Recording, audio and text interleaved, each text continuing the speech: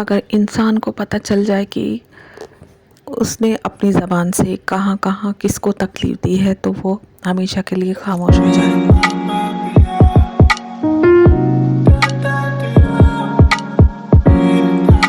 جس تنہائی سے آپ بھاگتے ہو وہی آپ کی اتنی قیمت بڑھا دیتی ہے کہ لوگ آپ سے ملنے کے لیے وقت مانگیں گے۔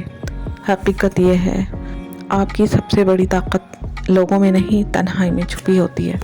یہ ایک ایسی حقیقت ہے جسے سمجھنے کے بعد آپ کبھی خود کو پستہ نہیں سمجھیں گے۔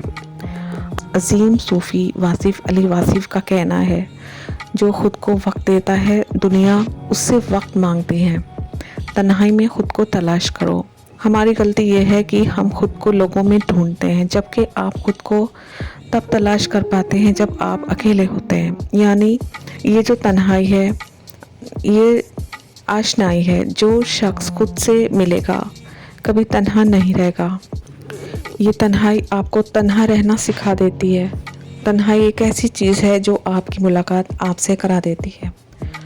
اپنی قدر کروائیں، ہمیشہ دستیاب نہ رہیں۔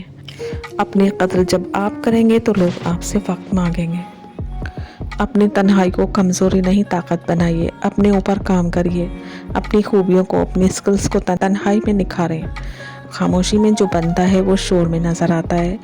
لوگوں کی منظوری چھوڑ دو۔ ہماری زندگی کا سب سے بڑا مسئلہ یہ ہے کہ ہم چاہتے ہیں لوگ ہمیں پسند کریں، ہم سے متاثر ہوں، لیکن سچ یہ ہے کہ جتنا آپ لوگوں کو خوش کرنے کی کوشش کریں گے اتنا ہی خود سے دور ہوتے چلے جائیں گے۔ نہ ہی سب کو خوش کرنے میں ہم کامیاب ہو پائیں گے، کیونکہ لوگوں کو خوش کرنا آسان ہے، خود کو راضی کرنا مشکل ہے۔ جب آپ خود سے راضی ہو جاتے ہیں دنیا کی رائے اہمیت نہیں رکھتی۔ جو خود کو پہچان لیتا ہے وہ دنیا کو سمجھ لیتا ہے۔